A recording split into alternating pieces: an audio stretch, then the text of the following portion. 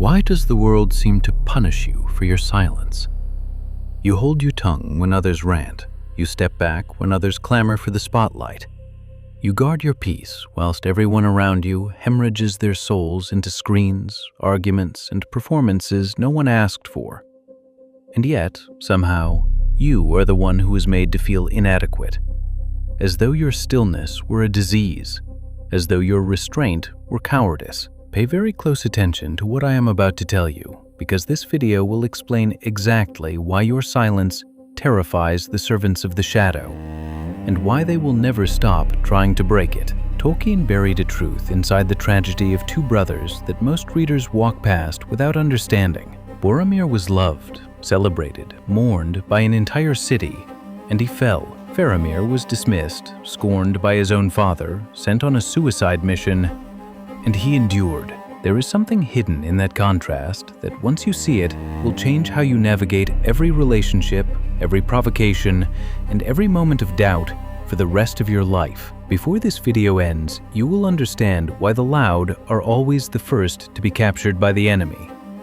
You will learn the 5 provocations the shadow uses to force a silent soul to break, and the third is so subtle that most never recognize it until the damage is done.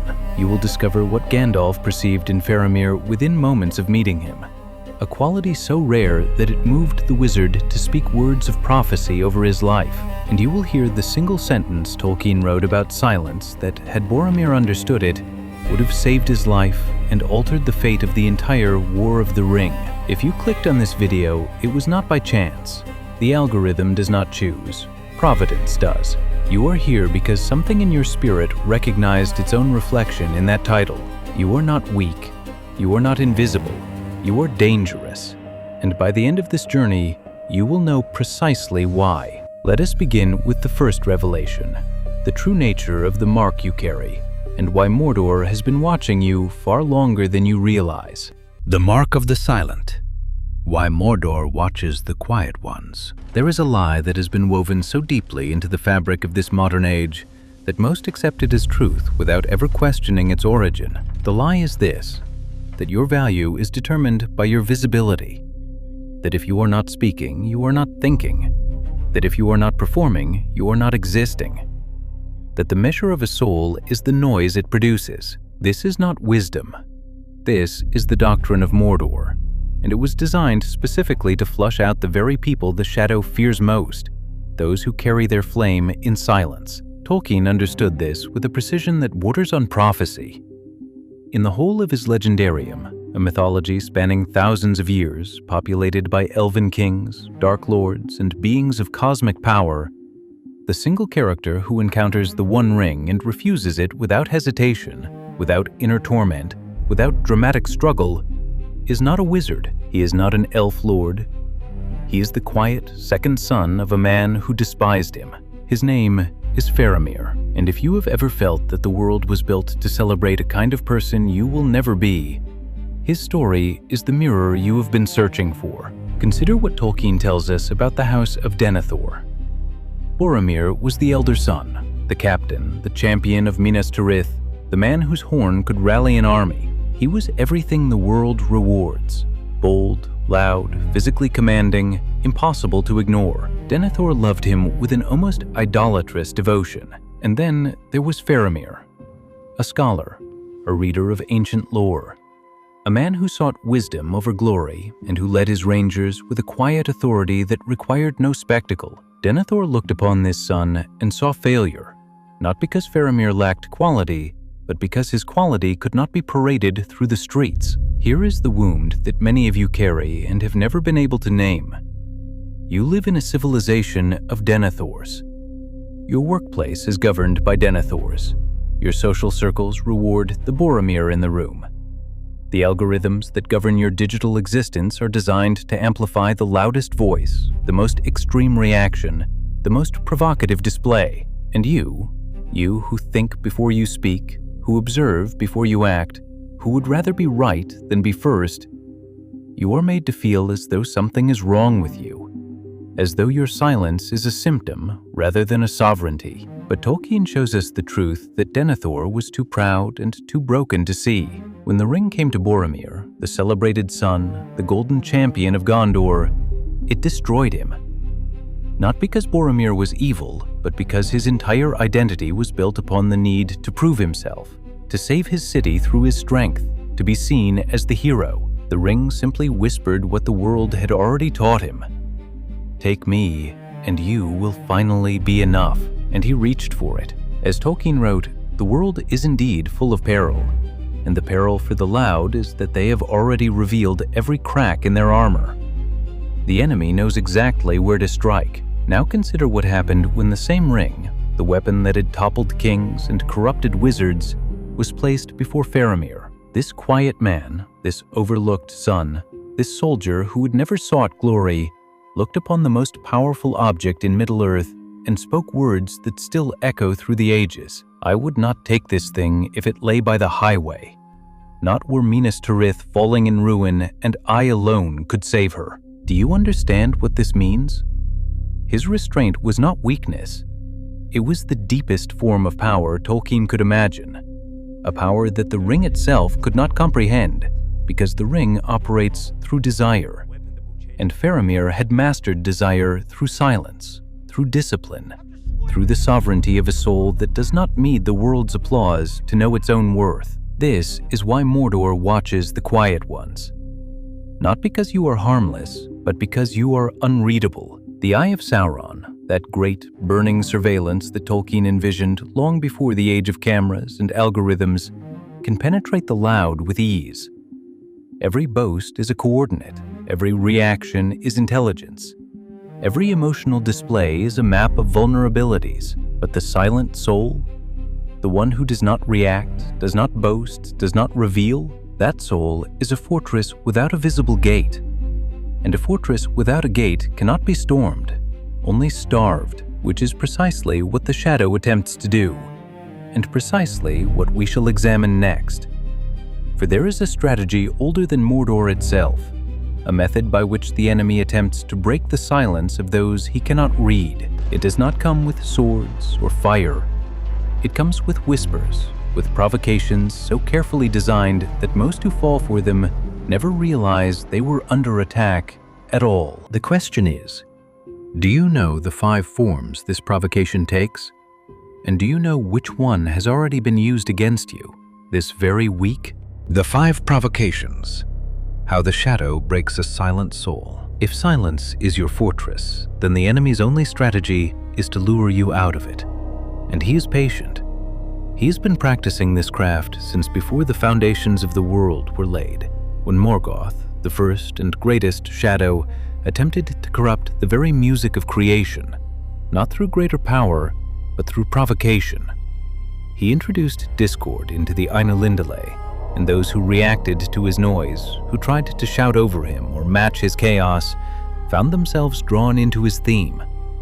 Only those who held to their own melody, who refused to be provoked, remained uncorrupted. This ancient pattern repeats itself in your life every single day. The shadow cannot take your silence by force. It must trick you into surrendering it.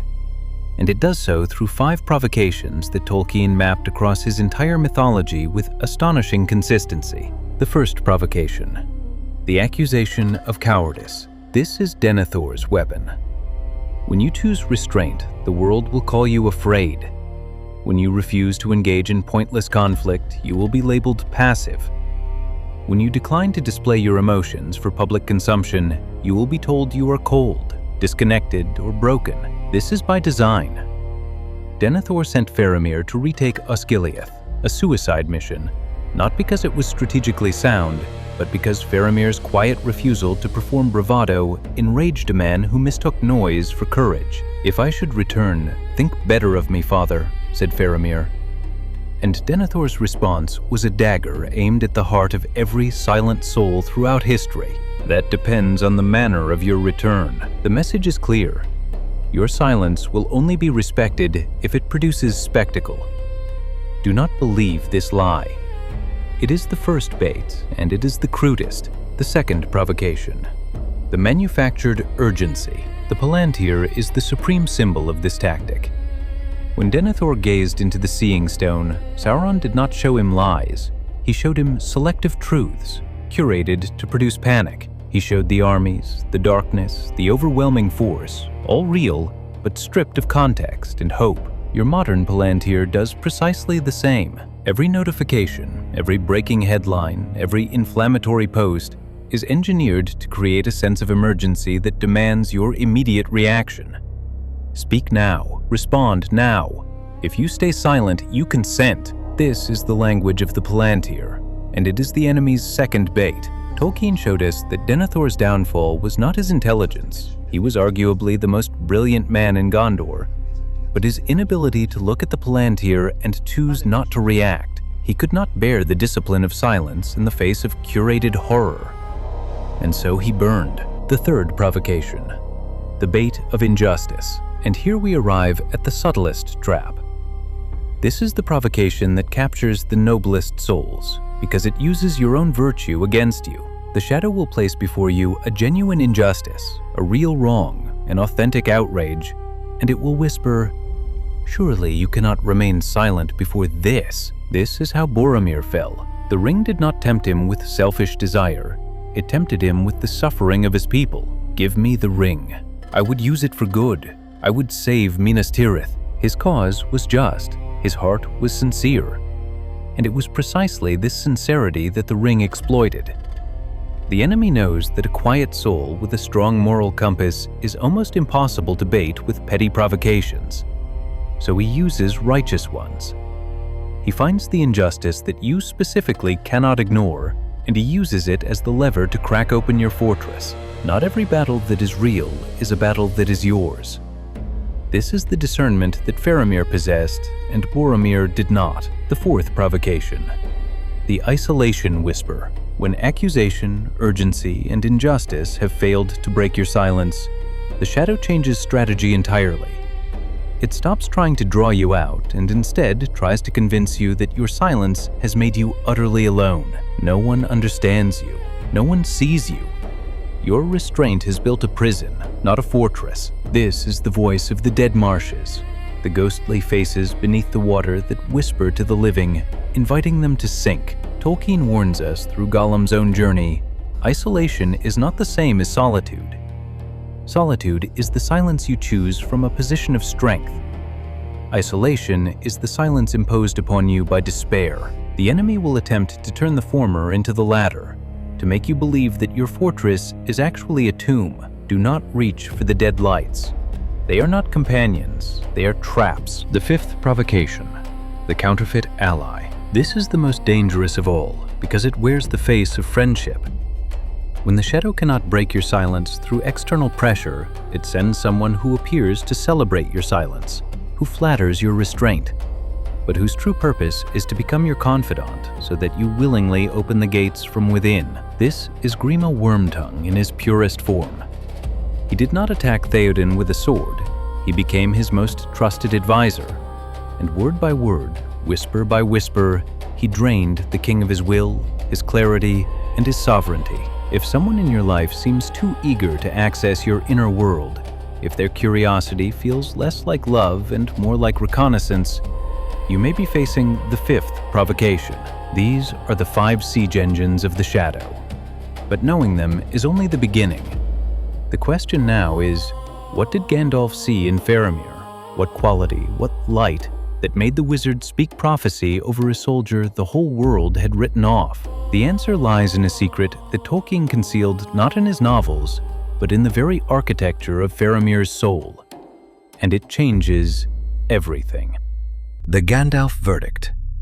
What the wizard saw in the silent sun. There is a moment in The Return of the King that passes quickly in the narrative, but carries a weight that, once understood, will alter the way you see your own life. Gandalf, who has walked among elves and Maiar, who has stood before Balrogs and counseled kings, meets Faramir for what is essentially a brief military debriefing. And yet, within that single conversation, the wizard perceives something that Denethor, Faramir's own father, had failed to recognize across an entire lifetime. Gandalf looked upon Faramir and saw royalty. Not the royalty of banners and trumpets, but the royalty of a soul that had been tested by neglect, by grief, by the constant proximity of a ring of power, and had emerged uncorrupted. Tolkien tells us that Gandalf discerned in Faramir a strength that many have called weakness. And is that not the most precise description of your own experience? The world calls your silence weakness. It calls your restraint passivity. It calls your refusal to perform a lack of ambition. And yet, every soul with discernment, every Gandalf who crosses your path, recognizes instantly that what you carry is not emptiness. It is compression. It is power held in reserve. It is a blade that has never been drawn and therefore has never been dulled. This is the quality that Tolkien embedded in Faramir with deliberate intention. In his letters, those extraordinary documents where the man behind the mythology spoke without the veil of fiction, Tolkien confessed that Faramir was the character most like himself. Not Gandalf, not Aragorn, Faramir, the scholar-soldier, the man who loved ancient lore and walked through a world of violence without becoming violent. The man who was gentle, not because he lacked the capacity for fierceness, but because he had chosen gentleness as a discipline of the will. When Tolkien wrote Faramir, he was writing the archetype of the soul that the modern world is most desperate to silence. The thinker amongst warriors, the contemplative amongst reactionaries, the one who would rather understand than conquer. And here lies the sentence I promised you. Faramir says to Frodo, "I do not love the bright sword for its sharpness, nor the arrow for its swiftness, nor the warrior for his glory. I love only that which they defend." Read that again in the silence of your own heart. He does not love the instrument. He does not love the spectacle. He does not love the performance. He loves the purpose behind it. This single orientation of the soul, this refusal to be seduced by the glamour of power and instead remain anchored to the reason for power, is what made Faramir immune to the ring. Now, apply this to your own existence. Why does the shadow fail to corrupt you the way it corrupts others? Why can you sit in a room full of people chasing validation and feel no pull toward the same hunger? It is because, like Faramir, your love is not attached to the sword, but to what the sword defends. You do not crave attention, you crave meaning. You do not seek applause, you seek alignment with something deeper than the crowd can perceive. And this orientation, this quiet, unshakable anchoring of the soul to purpose rather than performance, is the very quality that Gandalf detected in a single conversation. The wizard said to Denethor, "Do not be too eager to deal out death in judgment. Even the very wise cannot see all ends." But it was to Faramir that he offered something rarer than rebuke. He offered recognition. In a world that had overlooked this man, Gandalf said, "Your father loves you, Faramir, and will remember it ere the end." This was not sentimentality. This was prophecy. Gandalf was saying, "The one who has dismissed you will, at the final hour, see what I have already seen." The recognition is coming. But it comes on the Creator's timetable, not on the world's. If you have spent years, perhaps decades, being the Faramir in a household of Denethors, in a workplace that promotes Boromirs, in a culture that measures worth by volume, hear this. You have not been overlooked. You have been observed by a gaze far more penetrating than any human eye. As Tolkien wrote, "Such is the course of deeds that move the wheels of the world. Small hands do them because they must, whilst the eyes of the great are elsewhere." Your silence has been doing its work in the invisible realm, and the wheels have been turning. But silent strength, if it is not guarded, can be eroded from within. The enemy, having failed to break you with noise, will try to break you with doubt, with the slow, corrosive whisper that your silence is not discipline, but damage. In the next chapter, we shall build the walls that protect the silent soul from this final assault. The 5 fortifications that Tolkien encoded in the very architecture of the greatest fortress in Middle-earth. Minas Tirith did not fall by accident. It fell because certain walls were neglected. Yours need not suffer the same fate. The 5 walls of the silent fortress. What you must guard at all costs. You have learned to recognize the provocations. You have understood the nature of your gift. But knowledge without fortification is a torch in a storm, bright for a moment, then extinguished. Tolkien did not merely tell stories of battles. He was a scholar of fortresses. And the greatest fortress in all of Middle-earth, Minas Tirith, the Tower of Guard, was designed with 7 concentric walls, each one a lesson in the architecture of protection. You do not need 7, you need 5. And if you build them well, no whisper of Wormtongue, no fire of Denethor, no siege engine of the Shadow shall breach your sovereign silence. The first wall. Guard your reactions. This is the outermost wall, the one the enemy strikes first and most frequently. In the age of the Palantir, you are bombarded hourly with content designed to provoke a reaction. Outrage, fear, desire, contempt. Every reaction you offer is a stone removed from your wall. Faramir understood this with a warrior's instinct.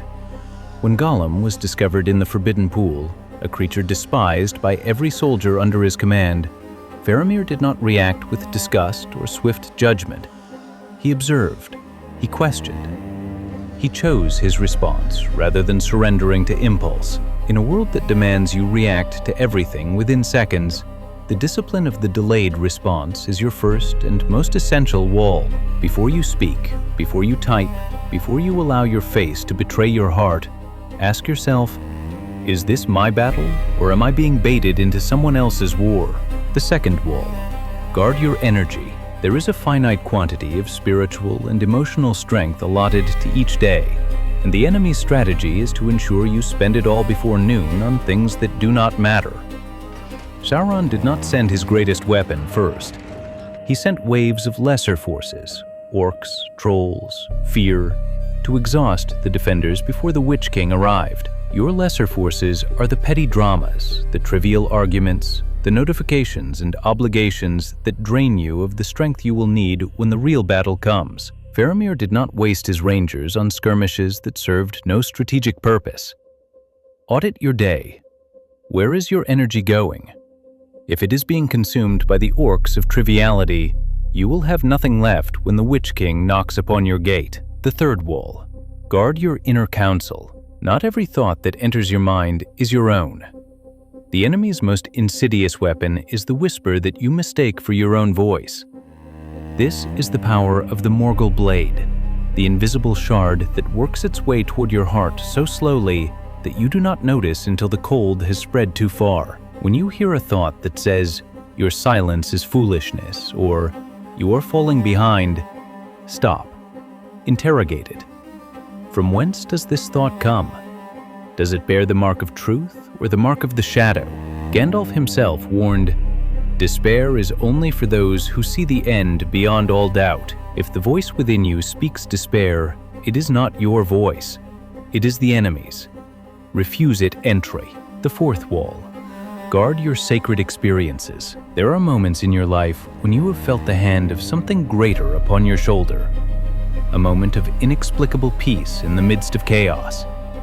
These are your Silmarils, hallowed, beautiful, and coveted by the enemy. When you share your deepest spiritual experiences with those who have no capacity to honor them, you are not building fellowship. You are casting pearls into the fires of Isengard. Keep your sacred encounters between yourself and the Creator. They are the fuel of your silent flame, and they must not be diluted by careless revelation. The fifth wall.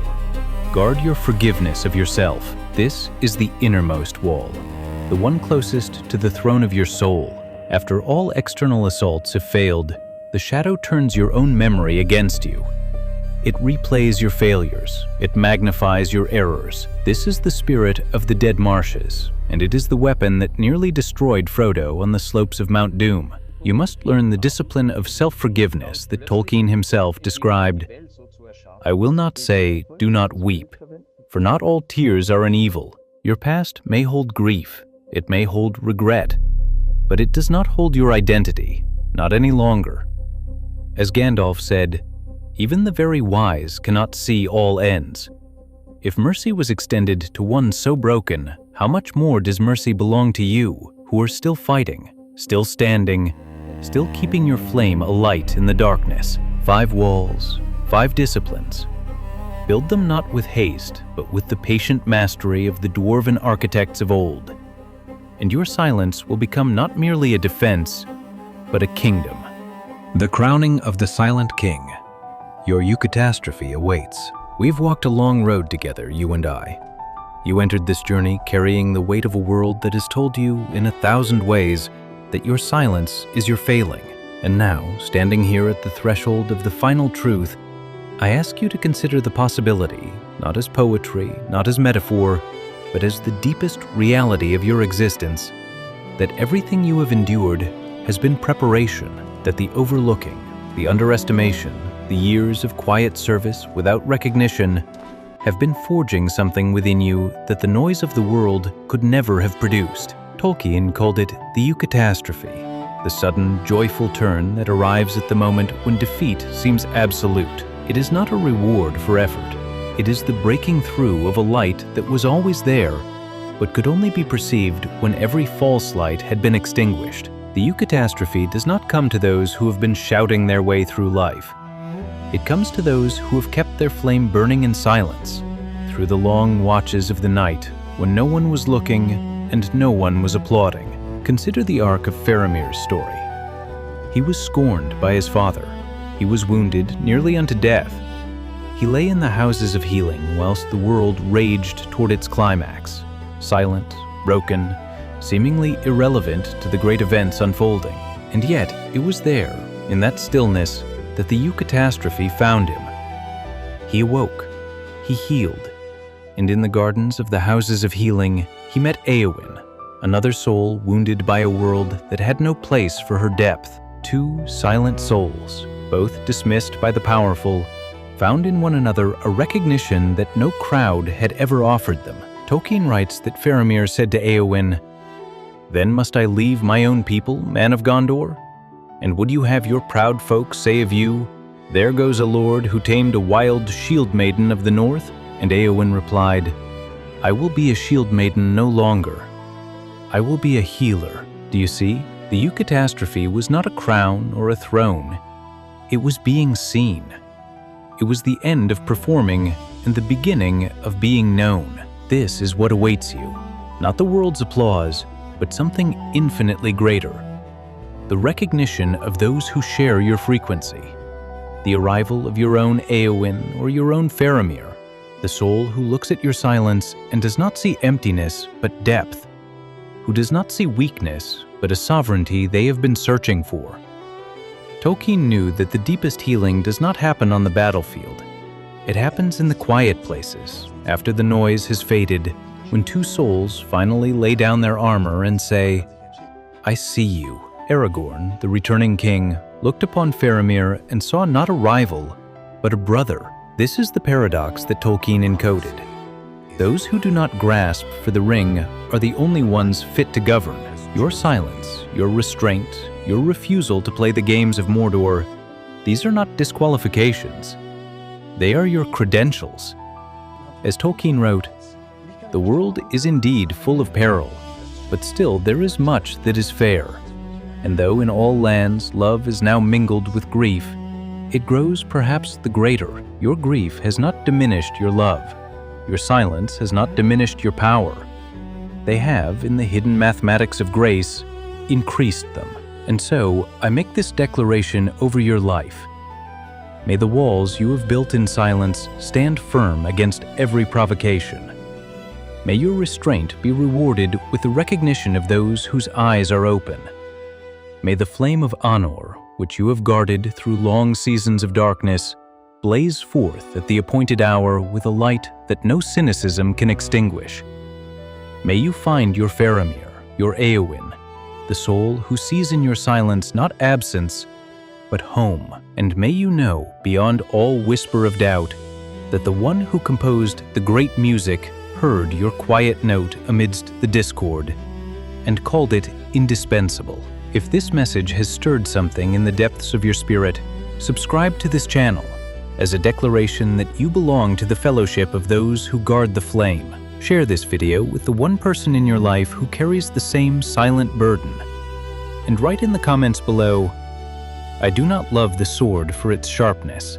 I love only that which it defends." Let this be your oath. Let this be your banner. May the stars of Varda shine upon your path until our next meeting. The journey continues. The silent king is rising, and the shadow vast and terrible though it may seem, is but a small and passing thing before the light that you carry. Amen.